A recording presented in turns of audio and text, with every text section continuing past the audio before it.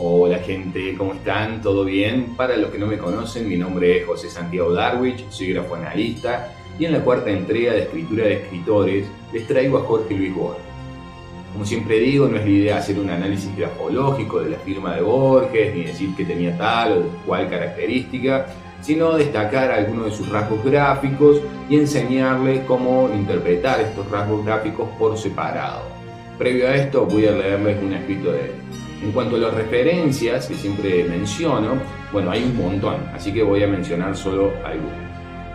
La primera referencia que voy a mencionarles tiene tanto que ver con el cine como con la literatura.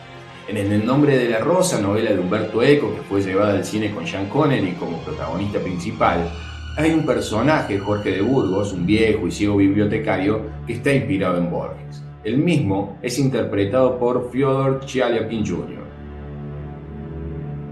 También el director Christopher Nolan ha encontrado cierta inspiración en los textos de Borges para varias de sus películas. Podemos mencionar, por ejemplo, la película Memento, Interestelar o El Origen, las cuales guardan gran relación con la obra del escritor argentino.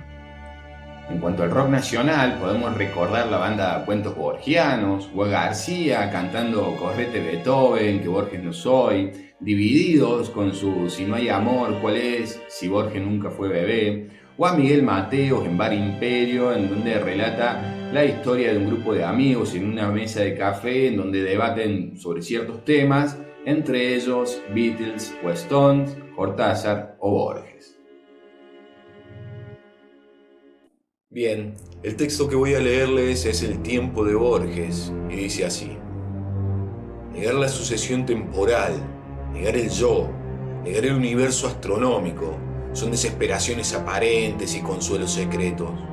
Nuestro destino, a diferencia del infierno de Swedenborg y del infierno de la mitología tibetana, no es espantoso por irreal, es espantoso porque es irreversible y de hierro. El tiempo es la sustancia de que estoy hecho. El tiempo es un río que me arrebata, pero yo soy el río. Es un tigre que me destroza, pero yo soy el tigre.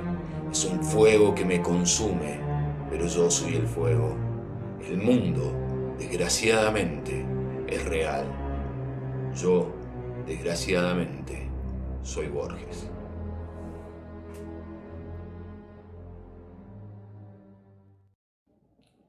Pasemos ahora a analizar algunos gestos gráficos. El primer rasgo que quiero destacarles es la discrepancia entre el texto y la firma. En este caso, tomaremos por ejemplo la inclinación de las letras. ¿Ven cómo en el texto las letras tienden a ser rectas? ¿Ven cómo intenta mantener la verticalidad? Bien, pasemos ahora a ver la firma. ¿Observan cómo las letras de la firma están inclinadas hacia la derecha? Bueno, mientras que el texto es representativo de la manera en que el sujeto se comporta puertas para afuera, la firma lo es de su comportamiento puertas para adentro.